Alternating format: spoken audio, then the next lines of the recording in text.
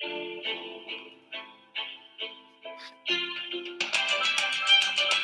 to Courageous Leadership with Virginia Prodan, training you to lead with courage.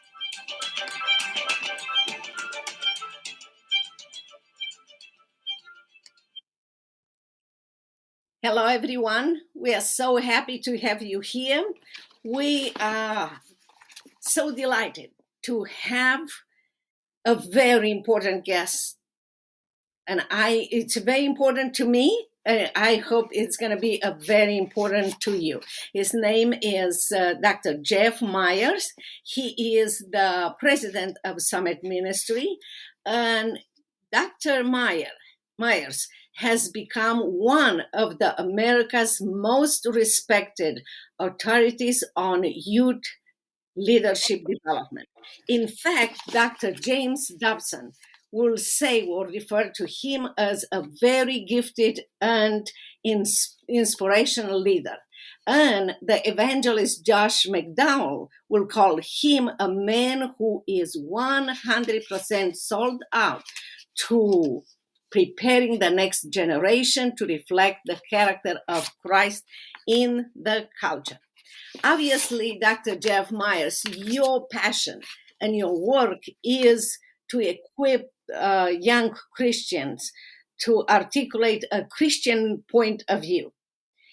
But my question is, because I grew up in socialist communist Romania, and I know we are not persecuted in America yet. We are mocked, we are pushed away, we are told not to express our point of view.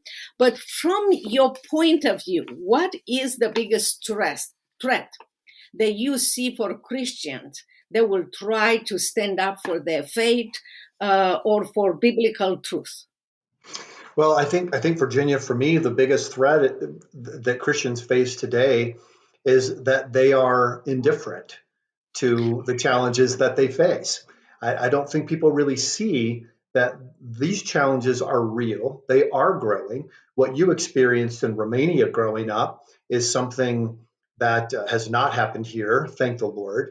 But, just yesterday I was visiting with one of our students who is in Canada, and the number of threats that religious people are facing in Canada is extraordinary. I mean, we share a border with that country, and yet it's a completely different mindset, one that says that there is no truth that can be known. At least biblical truth can't be known to be true. Of course, you're always supposed to accept the truth of those who are in power.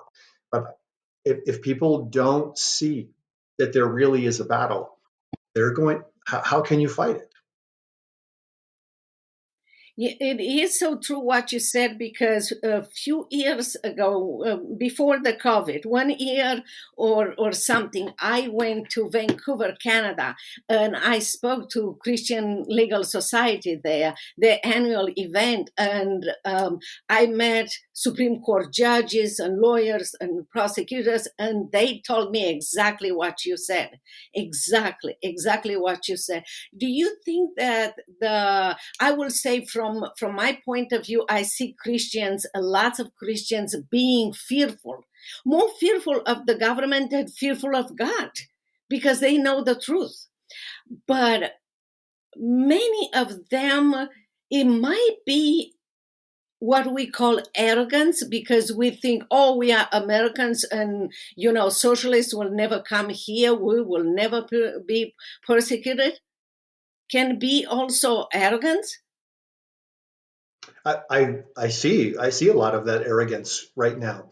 The assumption is that America is special, and I believe we have an exceptional country. I believe that what God has done in America is extraordinary. I think the founders of this country were among the most amazing people who have ever lived. But to just assume that because of this, things will go on as they have before is sort of like quitting your job and expecting to be able to go to the bank and put in your ATM card and still get cash out of the bank when there's nothing more coming in. Eventually, you'll get an insufficient funds notice. Well, cultures can get insufficient funds notices as well. There have been, 17 major civilizations in history, and every single one of them survived long after they gave up their founding principles. But then the end came about very, very rapidly. And there are some really significant ways of thinking of this. But I remember one, Will Duran, the great historian, saying that that civilization might take 100 years to build, but it can collapse in a day. So Yeah. we need to be very careful to always be preserving what we understand to be true and recognizing that what we're being told out of Washington, D.C. and our state capitals, that secularism is neutral and that Christianity is the only one making a claim, is not true. That what's actually happening today is a conflict between religious viewpoints, with one side claiming that they have the high ground. I think Christians need to be aware that their biblical worldview is not just something that gives them salvation so they can go to heaven when they die, but it actually expresses God's truth, what is really real about reality, and how that applies to every area of life. That's how we teach our students at Summit Ministries. Yes, it's so important because I don't know if I ever shared with you. I know I came and I spoke several times at the Summit Ministry, but after that, I received emails from or calls from different students in your sessions that I was there, or they bought my book, Saving My Assassin, and several of them, do you know what they did? They bought books for their professors, and they asked the professor to talk about, at one point in class, about socialists and communists after they read my book. And they were saying, because some of us went to Summit Ministry, we knew how to ask them questions, how to bring what you wrote in your book to their attention, and many of them changed their minds. So it's very important because those professors were able to see how those students were living out their faith in Christ, and that is important. I'm so proud of students who do that. That just makes my day. Oh yes, many of them they do that. I have to look at my emails and make those collections and send them to you, because they are. So you have a fire in you and a passion, and you transmit that fire and passion to your students. And when they go to college, that's what they are doing. They express that passion. And I believe people should know to enroll their students in your classes.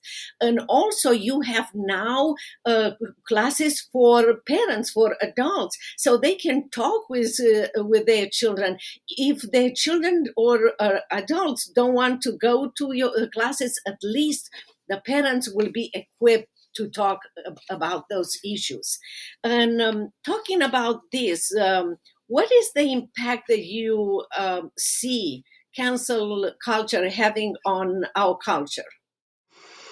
Well, cancel culture started out as people canceling, say, their membership in an organization that they no longer support, or telling a company, because you have gotten involved in this particular issue or not communicated good values, I'm not going to buy your product anymore.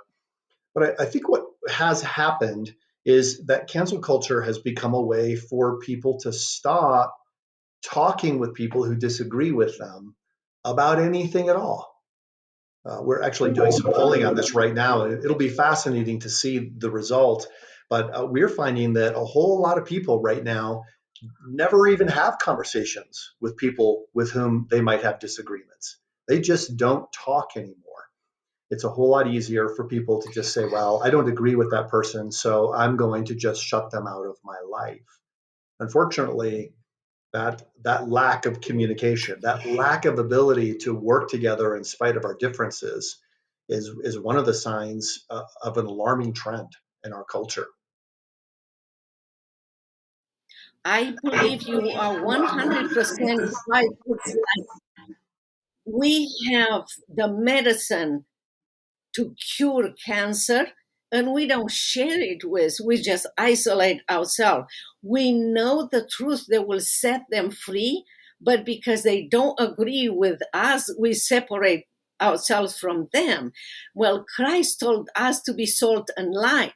Christ told us to make disciples, not on our own, but in his power.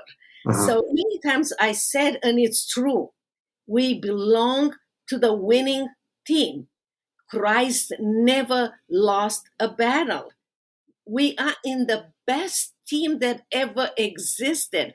It might be a team where people will mock us. In my case, put me in interrogation, beaten me, house arrest, and, someone wanted to kill me. But that was their way. My reaction to them helped them to know Christ. And you are perfectly right. It's time for us to be involved with them. Ask them to come or have lunch with us or something that will help us, and ask questions. I love the way you teach your students how to ask questions, not to be confrontational, but to be to express an interest in the way they think, in the way you ask them questions. And it's not judgmental. It's so amazing. What do you think that is going on in our country right now with religious freedom? Well, I want to talk about that, but let me share with your viewers just how we teach some of those questions, because they might want to know. There are 5 conversation altering words that you want to begin with in any conversation. Tell me more about that. It never hurts to let people share a little bit more. When people don't listen, anyone who's willing to listen has more credibility. And then you can ask questions like, tell me what you mean by that. How did you arrive at that conclusion? How do you know that what you believe is true? And then ultimately, if you get to this place in the conversation, what happens if you're wrong? Because a lot of people don't even really think through the possibility that they might have taken on a perspective that they can't really defend, and that it probably has affected other areas of their lives. So thank you for letting me throw that in there, because I thought, anybody who's watching is going to say, but what are the questions? Yes, I am so glad you said that, because I believe it's important for people to understand that there are ways that we can connect with them.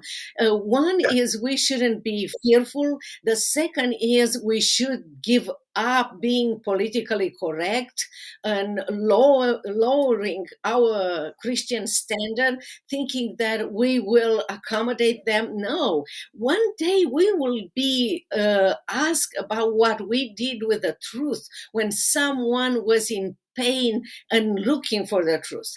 Many people don't see those people that don't agree with us, that in fact, if you look closer to them, they are in pain and they are screaming, I am looking for freedom. I am looking for someone to love me. If you look at that way, you will change your attitude and you will start asking those questions, and you will say, tell me more about that. So yeah, that's right. It is so important for us. And plus, as Christians, we know that they are God's creation. Right. We are just God's creation. Christ died for them. Can we have a different standard? I believe we try to avoid being criticized or being marginalized, or somebody to say that we are not sensitive. All kind of things that the evil one will use it. Mm-hmm. Yeah. From your point of view, you have so much experience. From your point of view, what is the common theme that you will see about those leaders? You have on your podcast the Dr. Jeff show, and I was so honored to be on your show, and I'm so grateful that you will use that for your students to teach them about the power of God and the reality and the horror of socialism. But what is the common theme that you see from inviting leaders, powerful leaders on your show about living out and advocating for their Christian faith? Wow. Well, the Dr. Jeff show is pretty new. It's a pretty new podcast. I think we've released 21 episodes now. So we've been doing this for almost half a year. And I have never been asked that question before, what the common theme is. So I'm trying to think that through. I would say with each one of the shows, I'm asking people, what is your advice to the rising generation? And they all have communicated something very similar, that now is a time to have courage. You mentioned earlier, people sometimes are afraid that they will be ashamed, that they don't know all of the answers, or they're afraid that other people will think less of them. Well, as you know, there's really not very much that you can do in the world that is a positive good that won't be criticized by somebody. So if you're unwilling to accept criticism, the only possible direction you can go in your life is toward a diminished impact. You can't make a difference if you can't handle criticism. So I think that's been one of the key things that people have emphasized over and over again. You don't have to be angry. You don't have to be worried. You don't have to be despairing. You don't have to be anxious. But you do need to be personal, as you mentioned. If every person is created in God's image, the Imago Dei, if we all bear God's image, then every person has value, even those who are upset and angry. And that's more and more people. I mean, some people, that is their worldview, that they actually have to wake up every morning and make themselves feel angry toward other people in order to live out what their worldview tells them that they must live out. That is so true. To me, they look, if they were Christians and they turned their back to God, many times they will say, I don't want to respond to an authority. But unknown to them, where they run to please other people or to respond to all the requirements of the government, they in fact are puppets in the hands of someone else. For God, He created you and He loves you, and indeed He's the only one who offers you freedom. All of them are looking for freedom, but they don't know that there is no freedom in anything else but Jesus Christ, because He is the one who can offer us. So we should have the passion that you have and the desire that you have to share with others, because Christ can make them free. Yeah. I want to ask you one last question, and that is, what is the biggest opportunity and the biggest hope for Christians in America today, in today's culture, if you are in America or in any part of the world? The biggest opportunity in terms of making a difference in the culture? Yes. Mm-hmm. Yeah. Well, I think the biggest opportunity, and this might or might not be the answer to the question, but it's what immediately springs to my mind. The biggest opportunity is to recognize that all of the ideas we're hearing around us are religious ideas. So a religion is, according to the dictionary, is any set of beliefs about the cause, nature, and purpose of the universe. Everybody is religious. Once we recognize that everybody is religious, we have the opportunity to ask the question, is there something about what God says in nature and in Scripture, what the church fathers called God's two books? Is there something in there that we can learn to defend and then apply to our lives? Recently, we had a Summit Ministries 2-week session. A student came up to me. I thought, wow, he sure looks familiar, but I have never met him before. He introduced himself to me. He was a child of two of my students from back when I was a college professor, Those two students got married to one another. They had children. Now their children are coming to the Summit Ministries program. And the thing I loved about that particular interaction was I remember his father. I remember his father sitting in my office when he was a young man and asking, how do I discover my own sense of purpose and direction in life? And I asked him, what are you studying here at the university? And he said, I'm studying counseling. I want to go into family counseling. And then I asked him, what is it that really returns energy to you and makes you feel more alive? And this young man said, building hot rods. Like, I love working on cars. So later he came to me and said, I think I've got it figured out. I want to have an impact on young people. And I think I want to do it by helping them learn automotive skills. And would you believe that is exactly what this man is doing today? His son told me that he is an instructor of automotive engineering at a vocational college. And he has the opportunity to influence young people and to help them learn automotive skills. Now, I remember way back when he was in college, when he said to me, I want to essentially go into family counseling and youth ministry through automotive work. At the time, I thought, that's great in theory, but I've never actually seen anybody do that. That's not in any manual about vocation, right? You look through the possible jobs, and there isn't one called family counseling and youth ministry through automotive work.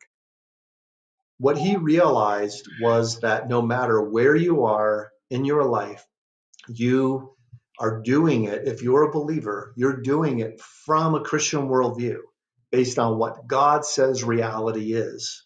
And you're doing it for a specific reason, and that is to be a blessing to the nations of the earth.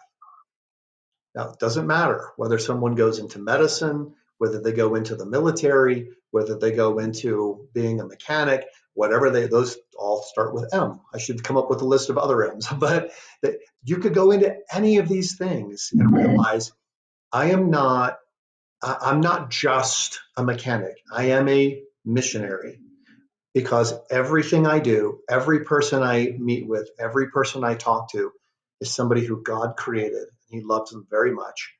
And really, every Christian is in full-time Christian ministry in that respect. I would love to be able to get them. Absolutely. I mean, think about people who could go into politics who would recognize that. If people went into medicine, what difference would that make? If people went into science with that perspective, what difference would that make? I'm told that the percentage of people who identify as evangelical Christians continues to shrink every year in the United States of America. But at minimum, there are probably 100 million people who fit in that category. You are absolutely not alone, but you must learn to be a full-time Christian no matter what you do.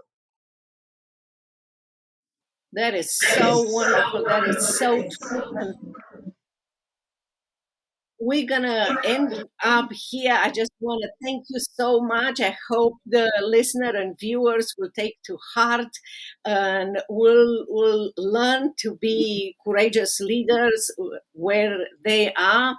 And I just want to thank you so much, Dr. Jeff, for coming to our podcast and sharing your values. Well, I'm happy to do it. And anybody who is watching this right now, if this message resonates with you, I want to be friends. So come to summit.org. You'll have the opportunity there to give your email address so that we can stay in touch about the programs we have for young adults, the programs we have for adults, the programs we have virtually and in person, lots of different ways that we can help you live out your faith in a biblical worldview. Oh, thank you so very much for doing that. Until next time, we'll just say goodbye. Thank you so very much.